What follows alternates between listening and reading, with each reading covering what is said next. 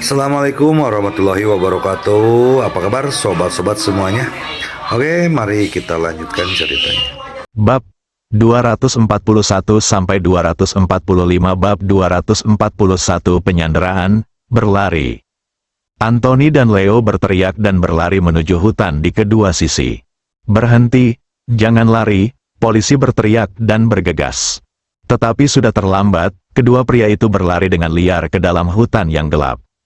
Bagi mereka, selama mereka melarikan diri ke dalam hutan, mereka aman, dan para petugas polisi ini tidak ada artinya di mata mereka. Pergerakannya sangat cepat, dan demi keselamatan, mereka berlari kedua arah secara diam-diam. Arah lari Leo kebetulan adalah arah persembunyian Qiyuan. Tepat setelah dia berlari lebih dari 10 meter, Qiyuan tiba-tiba melompat keluar.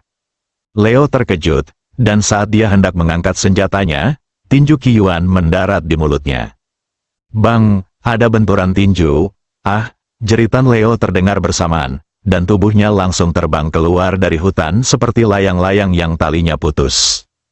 Dengan bunyi gedebuk terakhir, benda itu menghantam tanah dengan keras. Polisi tiba tepat pada waktunya dan menjepitnya ke tanah. Qiyuan telah menghilang ke dalam kegelapan. Anthony di sisi lain mendengar Leo berteriak dan terkejut serta terganggu. Tiba-tiba, dia merasakan bayangan hitam muncul di depan matanya, dan tubuhnya tiba-tiba berdiri diam. Saat dia hendak melihat sekeliling, sepasang kaki wanita muncul di depannya. Sudah terlambat untuk melarikan diri. "Bang!" Dia menendang pintu dengan keras dan tubuhnya juga terbang keluar. Polisi di luar mengejar ke arah ini ketika mereka tiba-tiba melihat sesuatu yang besar terbang ke arah mereka dalam kegelapan. Mereka sangat ketakutan sehingga mereka segera menundukkan kepala untuk menghindarinya.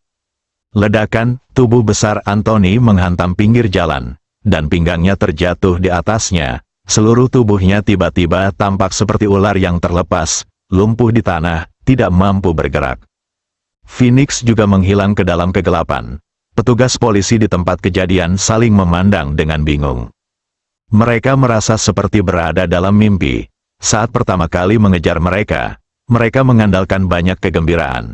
Sekarang mereka melihat kedua orang ini dengan jelas. Jika mereka mengejar mereka dengan gegabah, mereka mungkin akan terbunuh. Namun, orang seperti itu dengan mudah ditundukkan oleh seseorang yang bersembunyi di kegelapan, dan mereka semua terkejut. Melihat ke dalam kegelapan, dia sangat terkejut. Kong Dali, yang memimpin tim, mau tak mau tenggorokannya menggeliat, tak terbayangkan. Dalam kesannya, hanya Ji Fei yang bisa mencapai kemampuan ini. Namun hal ini tentu tidak terjadi sekarang, karena ini adalah dua arah yang bergerak pada waktu yang bersamaan. Siapa itu? Dia penasaran. Namun, saya tahu saya membantu mereka. Bawa orang-orang itu pergi, atasi kejadian itu. Menekan keterkejutannya, dia mengarahkan semua orang untuk mulai memproses. Di sisi lain, Su Guofeng kaget saat menerima laporan dari Kong Dali. Saat hendak memberikan instruksi, tiba-tiba seseorang berlari masuk dan berkata, "Laporkan ke direktur." Seseorang menelepon polisi dan mengatakan bahwa ada dua kaki tangan dari Kong Dali. Pembunuh yang membawa senjata ada di sana. Ninghai Venice Hotel. "Apa?" seru Su Guofeng. Berbicara melalui telepon, "Kong Dali, segera pimpin orang-orang untuk mengepung Hotel Venice. Perhatikan keselamatan dan biarkan orang biasa mengungsi dengan tenang. Fokus pada orang asing." Kong Dali juga baru saja mendengar laporan itu dan sama terkejutnya. "Jangan khawatir, Direktur." Tutup telepon dan bergegas ke Venice Hotel. Su Guofeng tidak berani menunda dan segera melapor ke wali kota Zhao.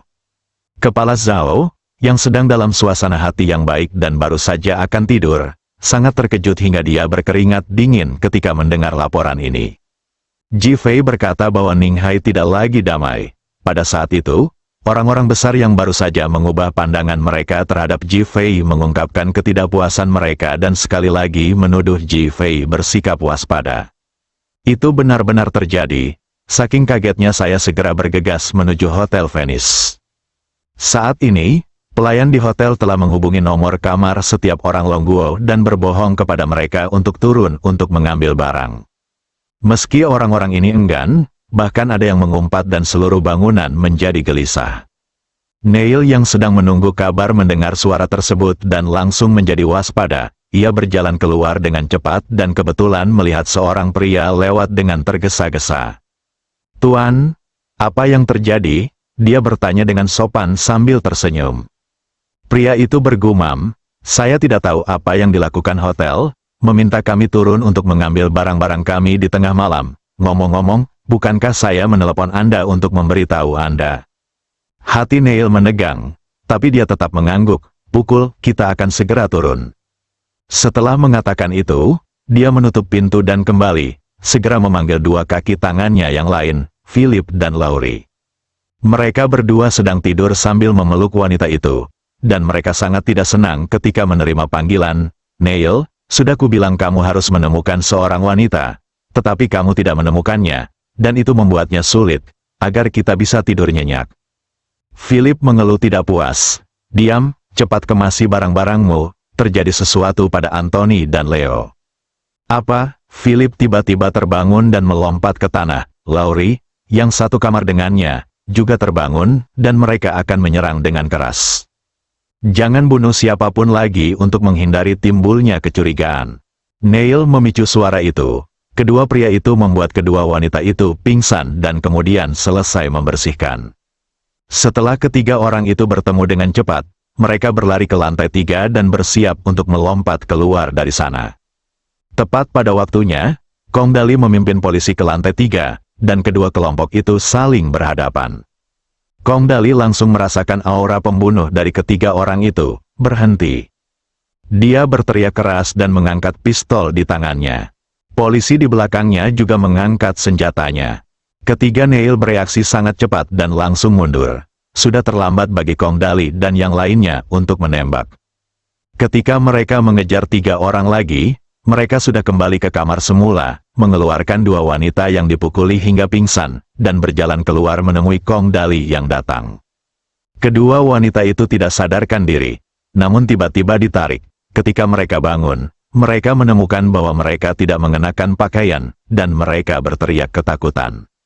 "Jika kamu tidak ingin mati, diam saja," teriak Philip untuk berhenti. Kedua wanita itu takut untuk berbicara sejenak, dan terus menggerakkan tangan mereka di atas tubuh mereka. Mereka sangat berharap bisa menjadi guanyin 1000 tangan, sehingga mereka dapat memblokir semua bagian penting dari tubuh mereka. "Turunkan Sandera, serahkan senjatanya dan menyerah." Kong Dali mengangkat senjatanya dan berteriak, "Puff!" Laurie langsung tertawa, "Kamu bodoh sekali.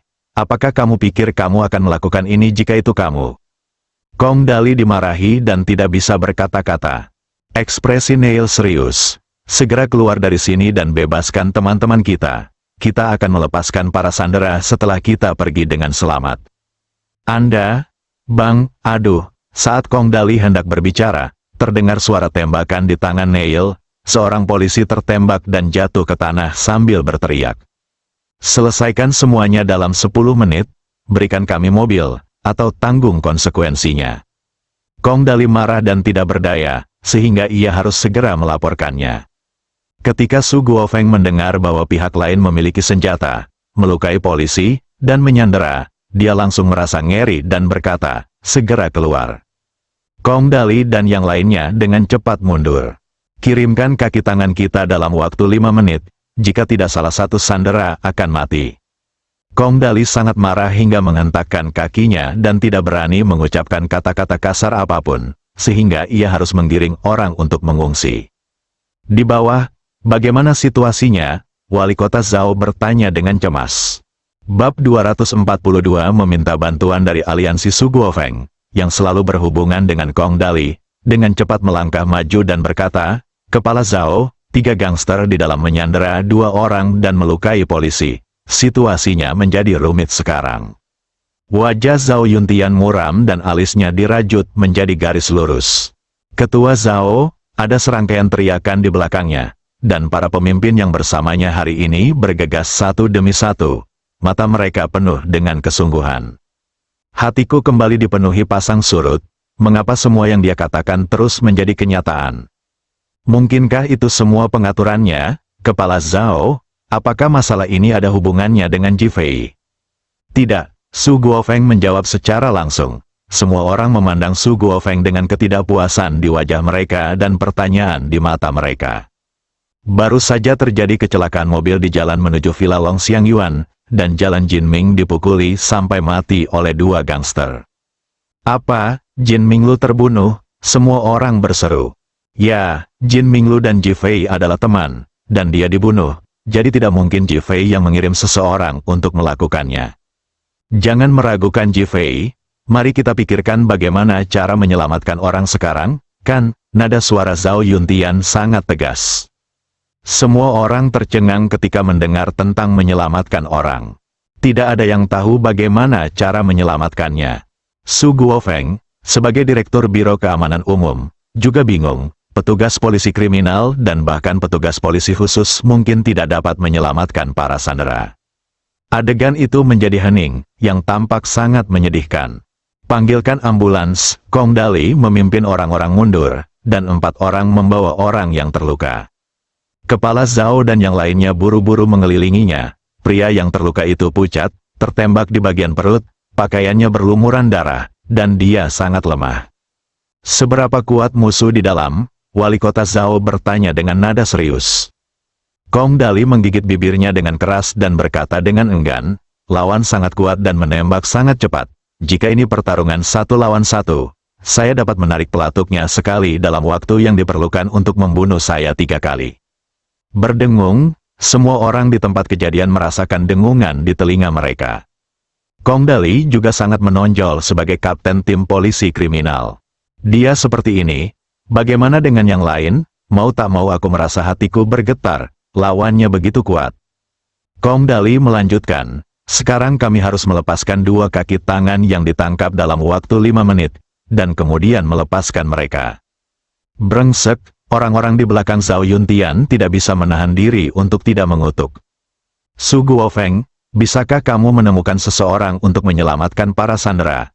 Su Guofeng menggelengkan kepalanya dengan enggan. Zhao Yuntian memandang para pemimpin lainnya, tetapi mereka juga diam. Hubungi Tuan Ji Fei dan minta bantuannya. Zhao Yuntian membuat keputusan. Terakhir kali panti asuhan menyelamatkan para sandera. Mereka memberitahu dia bahwa Ji Fei dapat diandalkan.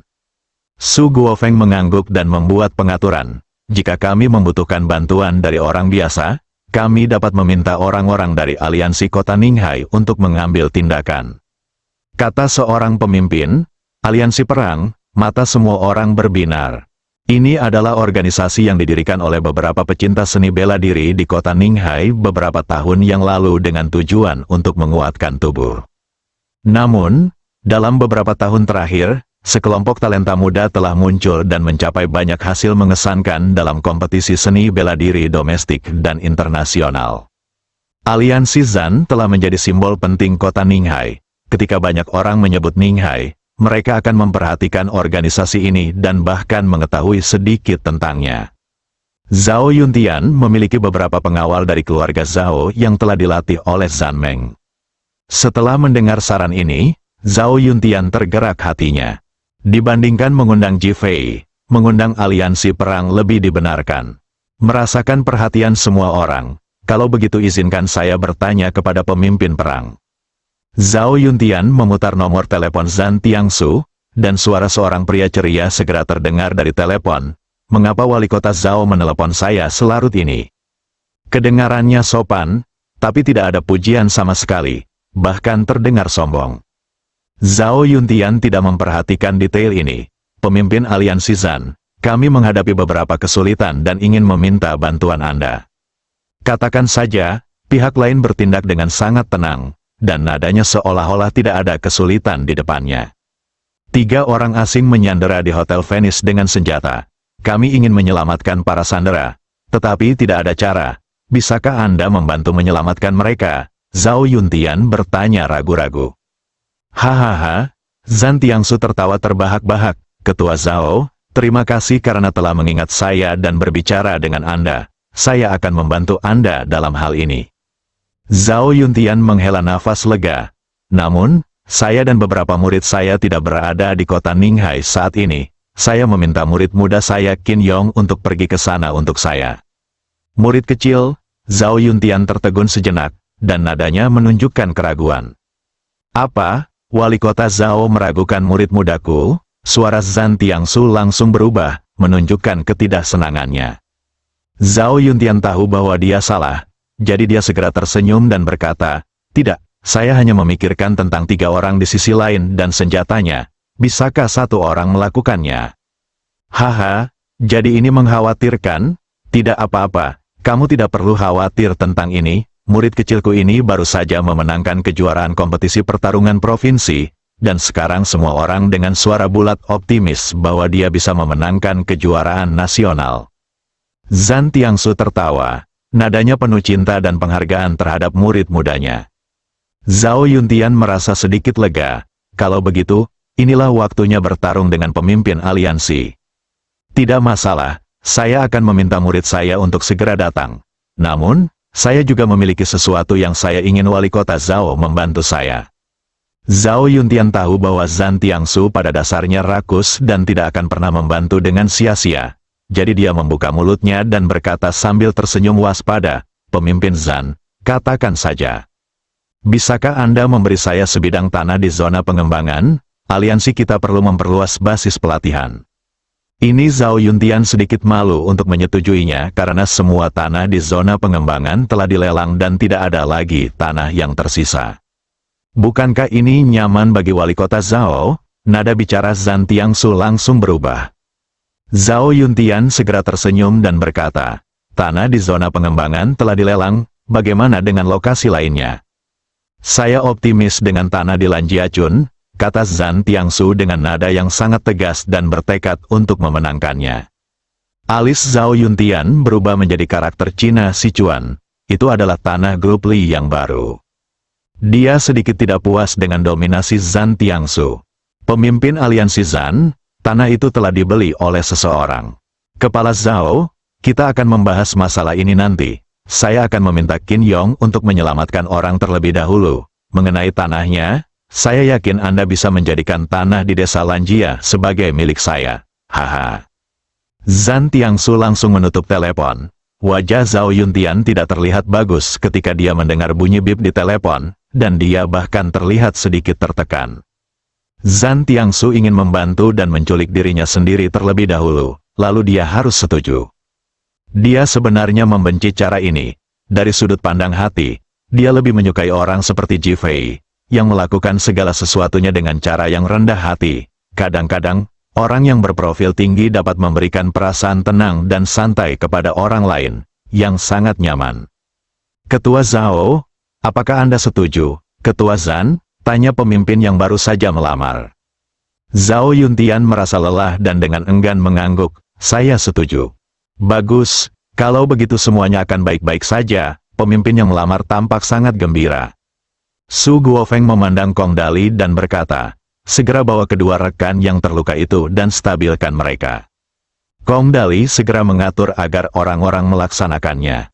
Di sisi lain, di dalam aliansi Zhan, Qin Yong baru saja selesai minum dengan sekelompok saudara junior. Dia sedang memeluk seorang wanita dan bersiap untuk kembali bertarung selama 300 ronde ketika dia tiba-tiba menerima telepon dari Zhan Tiangsu yang mengatur untuk melakukannya. Pergi ke Hotel Venice untuk menyelamatkan seseorang. Wajahnya tiba-tiba menunjukkan rasa bangga, dan dia menepuk wanita di sebelahnya. "Pergilah ke tempat tidur dan tunggu aku. Aku akan segera kembali untuk melawanmu selama 300 ronde sebelum kamu memanaskan tempat tidur." "Saudara Yong perkasa," ada ledakan pujian. "Kakak Yong yang paling jantan," seru wanita itu. Qin Yong memiliki senyum tebal di bibirnya. Sekarang dia hanya benci karena nama belakangnya bukan Guan. Bab 243 Qin Yong yang sombong pintu masuk ke Hotel Venesia. Mencicit, serangkaian suara pengereman mendadak mobil sport terdengar, dan suara deru mesin pun berhenti tiba-tiba. Lebih dari selusin mobil sport Ferrari berwarna merah menarik perhatian seluruh polisi dan merangsang hati dan mata semua orang. Para sandera di sini diculik, polisi terluka, dan mereka sangat gugup. Tetapi masih ada orang yang berlomba di sini, dan mereka masih berlomba di bawah pengawasan polisi. Polisi itu gelisah, dan ketika melihat postur ini, dia langsung menjadi marah. Qin Yong dan adik-adiknya keluar dari mobil sambil tertawa dan bercanda, mengabaikan polisi dan terus membuat lelucon kotor. Seorang polisi berjalan menuju Qin Yong dan yang lainnya. Para pemuda itu berdiri dalam dua baris dan membiarkan Qin Yong lewat di tengah. Qin Yong mengenakan rompi hitam, dengan otot menonjol, senyum tebal di bibirnya, dan sesekali mengayunkan tinjunya, seolah sedang berkompetisi di atas panggung. Kemarahan polisi itu seolah tersulut api. Segera pergi dan jangan ganggu penanganan kasus kami. Qin Yong berdiri diam, dengan arogansi di matanya, menatap polisi dengan ekspresi arogan, diam dan mengabaikan mereka. Saudara-saudara junior di kedua sisi menegakkan punggung mereka satu persatu, dengan ekspresi ketidakpuasan dan ketidakpuasan di wajah mereka. Perlakukan kata-kata polisi itu sebagai kentut. Hal ini membuat polisi yang berbicara itu berdiri di sana, dan bahkan polisi lainnya tampak marah dan tidak dapat menahan diri untuk tidak berteriak. Apakah Anda mendengar itu? Segera pergi. Qin Yong mengerutkan bibirnya dan berbalik untuk masuk ke dalam mobil tanpa memperhatikan. Haha, pemuda di tempat kejadian itu tertawa terbahak-bahak dan menunjuk ke arah polisi. Kamu akan menyesal, datang dan mohon kepada kami nanti. Meskipun polisi itu merasa sedih, dia menghela nafas lega ketika melihat Qin Yong pergi. Mereka tidak mau menyinggung perasaan orang kaya tersebut. Mengenai memohon kepada mereka, saya bahkan belum memikirkannya. Pada adegan saat ini, Kong Dali secara pribadi baru saja memberikan Anthony dan Leo kepada Neil. Neil melihat bekas luka di wajah kedua orang itu, dan Anthony menjadi cacat. Dia sangat marah dan ingin membunuh Kong Dali. Belakangan saya tahu bahwa itu bukan polisi. Berpikir untuk dikepung, agar tidak terlalu memprovokasi polisi. Saya melepaskan Kong Dali. Namun, Neil langsung menembak kepala Anthony yang lumpuh di depan Kong Dali. Garang, kejam, kedua wanita itu sangat ketakutan hingga mereka langsung buang air kecil dan mengompol. Bahkan Kong Dali sangat ketakutan hingga seluruh tubuhnya menjadi dingin. Dia sangat kejam terhadap kaki tangannya, yang sungguh mengejutkan. Nah, melihat kembali proses penangkapan saat itu, untungnya ada yang membantu secara diam-diam, jika tidak maka akibatnya akan menjadi malapetaka. Saat Kong Dali keluar, seluruh pakaiannya basah kuyup. Bagaimana situasi di dalam? Su Guofeng melangkah maju dengan cemas dan bertanya. Kong Dali berusaha keras untuk menelannya sebanyak 2 kali, namun tetap tidak bisa tenang, sehingga ia meminum air yang diberikan oleh polisi di sebelahnya. Baru kemudian semua orang menyadari bahwa pakaiannya basah kuyup. Pihak lain sangat kejam. Kaki tangan yang lumpuh itu langsung dibunuh dengan tembakan di kepala. Ah, semua orang berseru dan memandang pemimpin kota Zhao. Orang-orang dari aliansi Zan seharusnya ada di sini. Wali kota Zhao mengangkat tangannya dan melihat waktu. Apakah Anda ingin menelepon pemimpin aliansi perang lagi? Wali kota Zhao sebenarnya tidak ingin menelepon, tetapi dia tidak punya pilihan selain tetap menelepon. Zhan Tiangsu menyelesaikannya dengan cepat, tetapi suaranya dipenuhi dengan ketidakpuasan. Ketua Zhao, apa maksudmu? Zhao Yuntian tercengang. Ada apa? Anda meminta bantuan Qin Yong, tetapi menolak mengizinkannya masuk ketika dia tiba. Apakah Anda sengaja mencoba menamparkan wajahnya? Zhao Yuntian mengerutkan kening dan berkata, Qin Yong ada di sini. Sudah lama sekali dia tidak tiba, tapi dia dihentikan di luar oleh polisi. Jika saya tidak membujuknya, dia pasti sudah kembali. Zhao Yuntian menarik napas panjang, menahan amarahnya, dan sekarang meminta bantuan. Maaf, mungkin saya tidak menjelaskannya dengan jelas. Atau mungkin saya tidak mengenalinya, saya akan membiarkan seseorang menanganinya sekarang. Oke, demi wali kota Zhao, saya akan menanggungnya, namun, saya harus memutuskan tanah keluarga Lan di zona pengembangan. Dudu, sebelum Zhao Yuntian dapat berbicara, Zhan Tiangsu sudah menutup telepon. Wajah Zhao Yuntian sangat gelap hingga dia hampir meneteskan air. Namun, menyelamatkan orang lebih penting sekarang, Guofeng, tanyakan mengapa polisi menghentikan Qin Yong masuk. Wajah Su Guofeng menjadi pucat, dia sangat cemas, ada insiden pemblokiran di luar. Aku sendiri yang akan pergi ke sana, dia berjalan cepat keluar. Qin Yong sedang duduk di dalam mobil, mengunyah pinang dan menunjukkan rasa jijik kepada polisi. Polisi akhirnya tidak tahan lagi dan berjalan dengan marah. Pak, tolong keluar dari sini. Dia nyaris tidak bisa menahan amarahnya dan mencoba mengendalikan nada suaranya. Tetapi, apakah kamu hebat karena kamu seorang petugas polisi? Ini adalah tugasmu dalam menangani kasus dan itu bukan tanggung jawabmu. Juga, biar ku beritahu, kami bukanlah orang yang bisa kamu ganggu. Jika bukan karena seseorang yang mengundang kami semua akan berada di tempat tidur menjemput gadis-gadis sekarang. Sialan, karenamu, rencanaku, Tuan Qin, untuk menghancurkan musuh di sarang belum terwujud. Beberapa siswa junior mulai berteriak dengan marah kepada polisi. Wajah polisi itu menjadi gelap dan dia meraih pinggangnya. Mundur, teriakan Su Guofeng tiba-tiba terdengar dari belakang polisi itu. Polisi itu tertegun. Lalu dia memberi hormat standar dengan keras. Halo, Direktur. Su Guofeng mengabaikannya dan berjalan cepat ke arah Qin Yong. Apakah ini Tuan Qin Yong dari Zanmeng? Qin Yong mengunyah buah pinang, mengangkat dagunya tinggi-tinggi, dan tidak berkata apa-apa. Siapa kamu? Seorang adik laki-laki bertanya. Su Guofeng nyaris tidak bisa menahan amarahnya. Saya Su Guofeng, Direktur Biro Keamanan Umum. Oh, adik junior membuat catatan panjang. Tepat ketika Su Guofeng hendak berbicara, adik laki-lakinya berkata, saya tidak kenal dia. Ledakan, polisi di tempat kejadian tercengang. Mereka terkejut ketika sutradara datang untuk menyapa dengan sopan. Mereka telah menerima kesombongan Qin Yong dan nyaris tidak bisa menahan amarah mereka. Tapi sekarang, bahkan seorang pengikut pun begitu sombong terhadap sutradara, itu hanyalah masalah hidup dan mati. Matanya membelalak karena marah dan tangannya terkepal.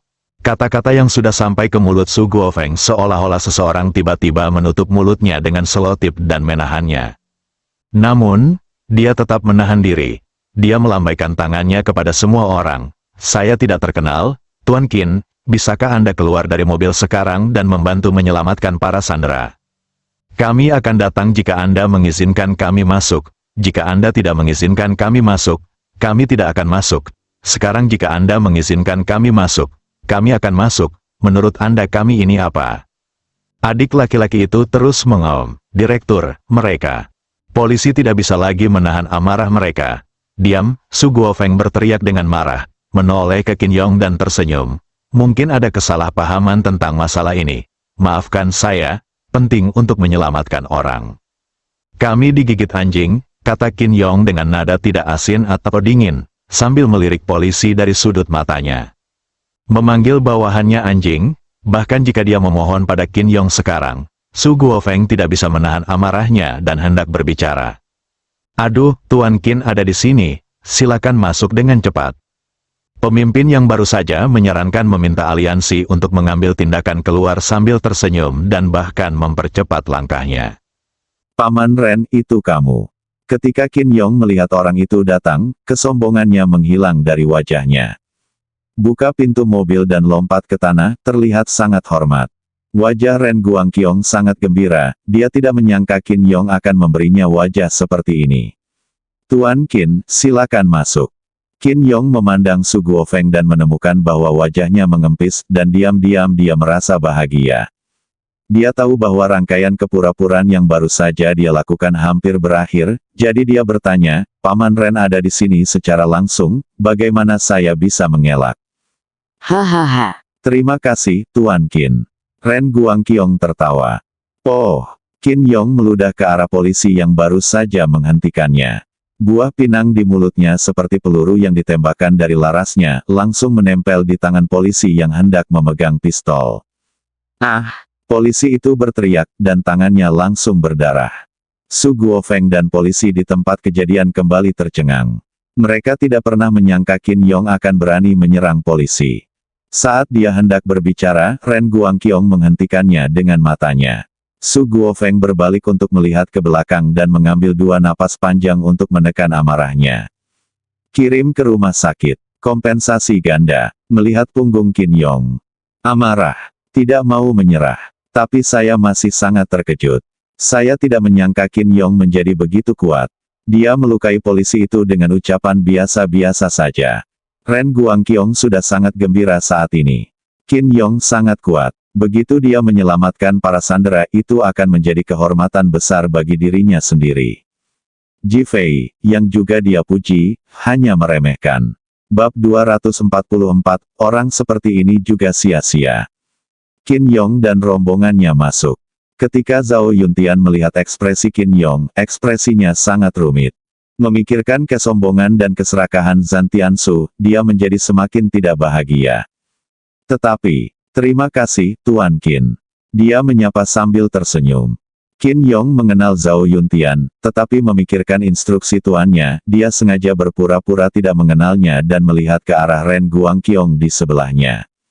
Meskipun Ren Guangqiong tahu bahwa ini akan membuat Zhang Yuntian tidak bahagia, dia langsung senang ketika dia berpikir bahwa itu bisa mencerminkan hubungannya dengan Qin Yong dan aliansi perang dan menonjolkan dirinya sendiri.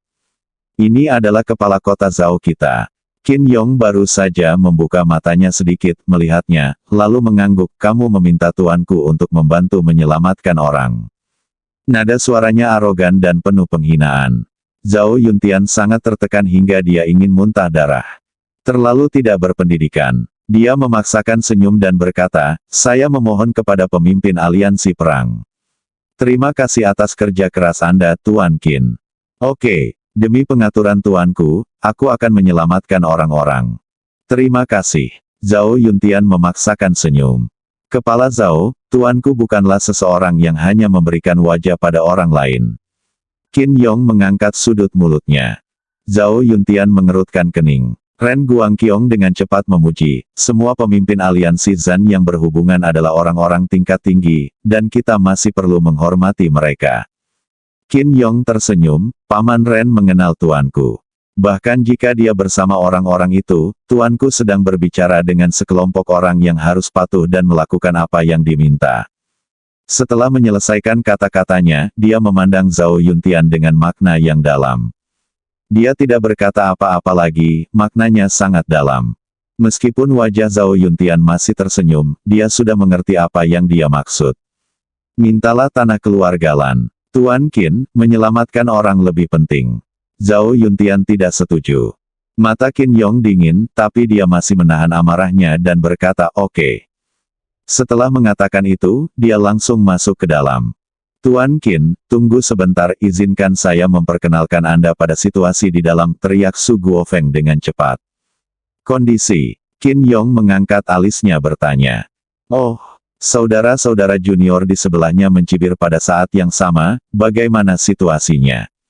Bukankah hanya ada beberapa penculik di dalam? Apakah situasinya sama? Kelompok sampah ini biasanya tidak berbuat apa-apa selain memamerkan kekuatannya. Siapa bilang bukan itu masalahnya? Sungguh memalukan bahwa kita tidak bisa menyelamatkan satu pun penculikan. Banyak sekali ejekan. Wajah Su Guofeng terasa seperti seseorang telah menamparnya 2 kali dengan keras dan terbakar. Kong Dali di sampingnya hendak berbicara, tetapi tiba-tiba dia menghentikannya.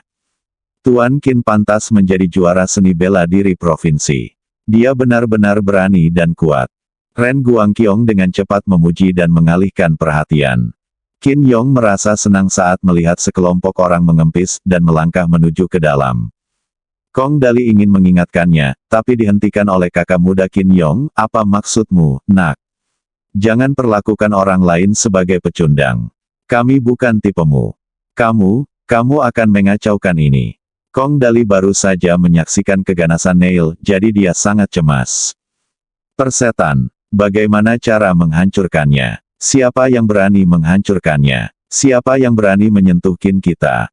Bang! Tiba-tiba terdengar suara tembakan di dalam. Kemudian, seorang pria berteriak. Apakah kamu mendengar itu? Pihak lain pasti telah dipukuli sampai mati oleh tuan muda Qin kita. Dia telah. Tiba-tiba, teriakan histeris datang dari pintu.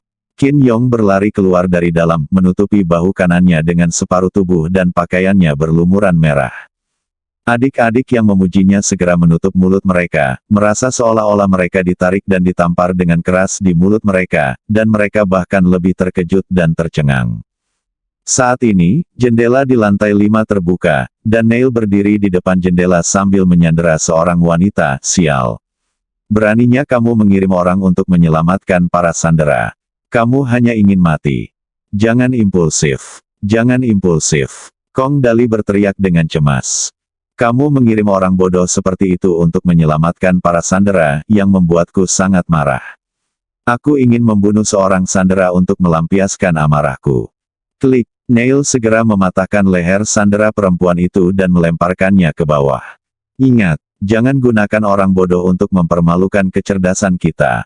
Bang, tubuh wanita itu jatuh ke tanah dan berubah menjadi tumpukan daging. Adegan itu sunyi. Jangan gunakan orang bodoh untuk mempermalukan kecerdasan kita. Bergema di telinga semua orang. Mata semua orang tertuju pada Qin Yong, bertanya-tanya apa yang terjadi. Fitur wajah Qin Yong bergerak kesakitan. Pada saat ini, wajahnya lebih sakit daripada bahunya yang terluka. Saat dia masuk barusan, dia mengira mereka hanyalah beberapa penculik, dan dia bisa kencing di celana hanya dengan menyebutkan nama mereka.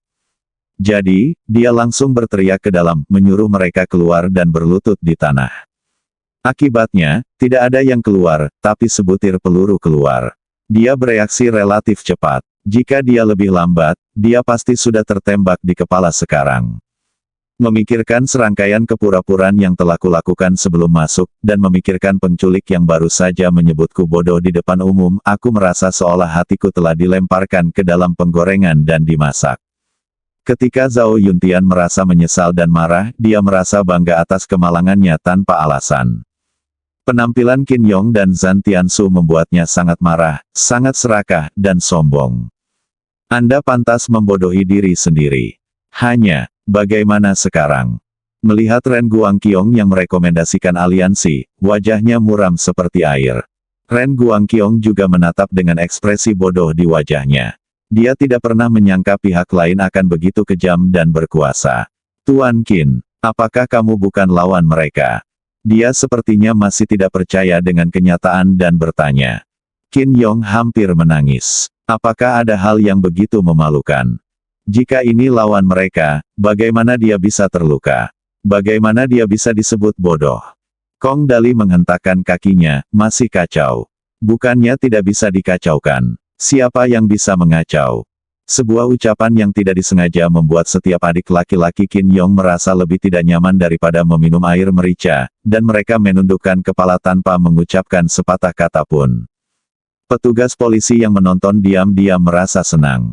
Jika Anda tidak pamer, Anda tidak akan bodoh. Pantas mendapatkannya. Mengapa? Zhao Yuntian menghela nafas, ayo undang Tuan Jifei. Kita seharusnya mengundang Jifei sejak lama. Dia tidak seperti pecundang. Dia tidak memiliki kemampuan dan sangat pandai pamer. Kong Dali melampiaskan amarahnya. Qin Yong juga terlihat sangat malu, tapi dia masih berkata dengan marah, "Hah. Jika saya tidak ceroboh, bagaimana saya bisa gagal?" Dia berbicara keras dan menolak menyerah. Zhao Yuntian tidak tahan lagi, tetapi dia masih ingin menghadapi aliansi. Tuan Qin, silakan pergi dan berobat dulu. Tidak, aku ingin melihat kemampuan Jifei yang kamu bicarakan. Setelah kata-kata itu terucap, adik laki-laki Qin Yong tiba-tiba menjadi tidak puas. Ya. Jika saudara Yong tidak ceroboh hari ini, atau tuan kita ada di sini, siapapun bisa membunuh orang-orang itu. Zhao Yuntian tidak bisa berkata-kata karena kesombongan mereka, dan bukannya berbicara, dia memanggil Jifei. Jifei belum tidur, hanya menunggu panggilan ini. Setelah menerima panggilan tersebut, dia hanya berkata dengan ringan, tunggu sebentar. Saya akan segera ke sana. Profil rendah, kesopanan, itu membuat Zhao Yuntian merasa sangat nyaman. Memikirkan kesombongan Qin Yong barusan, memamerkan superioritas dan inferioritasnya. Kurang dari seperempat jam kemudian, deru motor Jifei yang sama terdengar di luar kerumunan. Tetapi, semua petugas polisi berbaris dan berkata, "Halo Tuan Ji. Menghormati, hormat dari lubuk hati saya." Qin Yong dan adik-adiknya mengira mereka baru saja dihentikan ketika mereka tiba, dan adik-adik junior itu berdiri dalam antrean untuk menyambut mereka. Sekarang dibandingkan dengan Jifei, dia terlihat seperti badut. Mendengus. Orang seperti ini tidak berguna meskipun mereka datang ke sini. Bab 245 Terima kasih dermawan iblis. Limbah. Ketika Jifei mendengar omelan itu, ekspresinya tetap tidak berubah. Polisi di tempat kejadian sangat marah dan memandang Su Guofeng.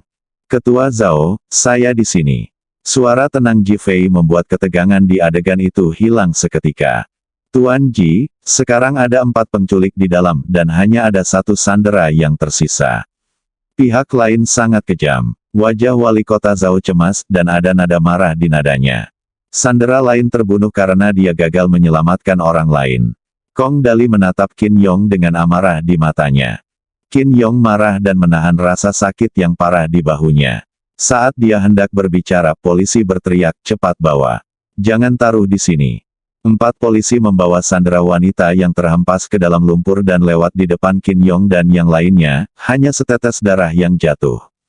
Darah merah cerah menetes ke tanah, sangat jernih. Qin Yong merasa seperti darah menetes dari hatinya, sangat tertekan dan sangat menyenangkan. Wajahnya lebih sakit daripada ditampar beberapa kali di mulutnya, dan bahunya yang terluka terasa sakit seperti disiram air garam. Wajahnya muram dan sangat marah. Apa bedanya jika perempuan jalang itu mati? Tidakkah kamu melihat kakak senior kita Qin terluka? Kakak junior yang paling aktif berbicara dengan marah lagi. Adik laki-laki Ma benar, kakak laki-laki kami Qin terluka parah karena kamu, dan kamu belum berterima kasih padanya. Ketika orang seperti itu datang, kamu begitu bersemangat hingga melupakan kami, kakak senior Qin. Itu terlalu impersonal. Mari kita tunggu dan lihat betapa memalukannya pecundang ini sebentar lagi. Cedera kakak senior Qin tidak akan pernah berakhir semudah ini. Saat tuan kami kembali, kalian tidak hanya akan menggunakan tanah desa Lanjia untuk memberi kompensasi kepada kami, tetapi kalian semua juga akan diminta untuk menanggung kesalahan secara pribadi. Saudara-saudara junior lainnya saling memarahi dengan marah, tapi ekspresi Qin Yong sedikit melembut. Tanah di desa Lanjia. Ji Fei mengangkat alisnya. Kepala Zhao tidak menyangka bahwa orang-orang aliansi akan begitu sombong dalam meminta tanah saat ini, dan mereka juga meminta tanah di depan Ji Fei. Maaf, tanah di desa Lanjia bukan lagi milik pemerintah kota kami, dan kami tidak memiliki wewenang untuk mengelolanya. Saya tidak dapat mewujudkan keinginan Anda.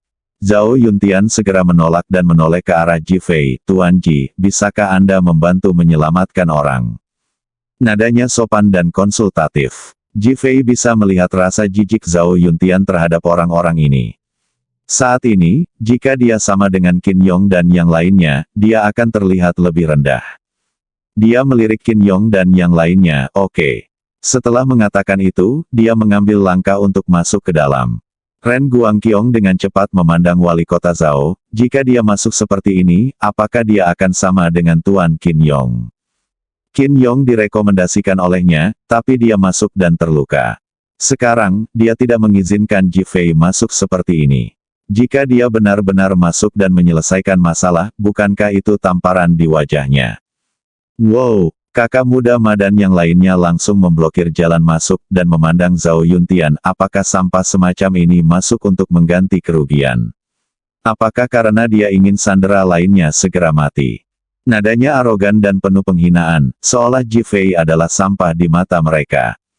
Ji Fei mengangkat kepalanya dan mengamati wajah beberapa orang, dengan cibiran di bibirnya. Tuan Ji, semuanya tentang situasi keseluruhan.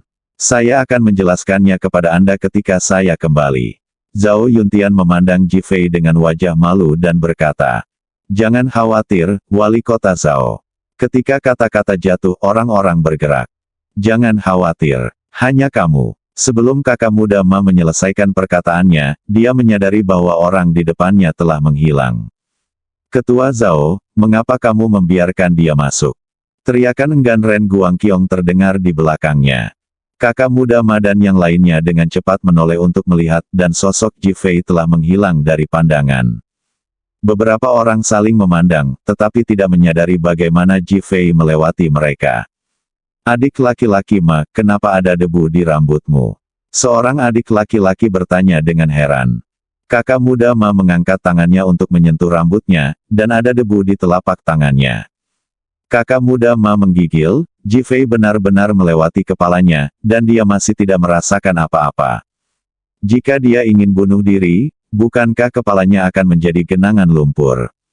Mau tak mau aku mengeluarkan keringat di sekujur tubuhku. Sekelompok orang tercengang. Setelah 1 menit penuh, suara Ren Guangqiong memecah kesunyian. Ketua Zhao, tidak ada suara di dalam. Apakah Ji Fei sudah mati? Kakak muda Ma terbangun dari keterkejutannya, jika kita di aliansi tidak dapat menyelesaikan masalah, bagaimana orang lain bisa menyelesaikannya? Akan aneh jika dia tidak mati. Sekarang kamu dapat mengumpulkan mayatnya dan melihat. Petik 2. Patah. Sebuah suara yang jelas terdengar, dan kemudian sosok Ji Fei muncul di depannya. Jika aliansi tidak bisa menyelesaikannya, itu berarti kalian yang kalah. Patah. Tamparan lagi dengan punggung tangannya, sekarang kamu bisa masuk dan mengambil mayatnya.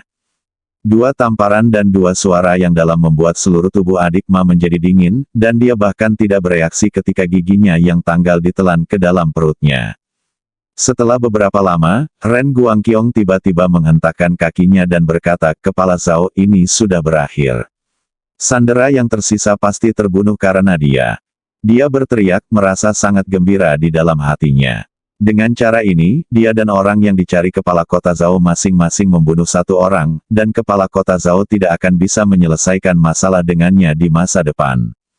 Apalagi menurutnya, jika Ji Fei masuk dan keluar begitu cepat tanpa satupun tembakan, dia pasti tidak akan bisa menyelamatkan siapapun. Pihak lain sangat kejam. Bagaimana mungkin dia tidak menembak Ji Fei jika dia melihatnya? Qin Yong sangat marah ketika dia mendengar Ji Fei memarahi aliansi Zan karena menjadi pecundang. Nak, kamu pergi untuk menyelamatkan orang, tetapi kamu bahkan tidak berani masuk, jadi kamu lari, dan kamu dengan berani mengatakan bahwa Zan kita aliansi adalah pecundang. Apakah kamu ingin mati? Petik 2. Rekan magang junior lainnya menjadi marah dan berteriak, menurutmu siapa yang kalah? Saat ini, banyak orang melihat ke arah Ji Fei.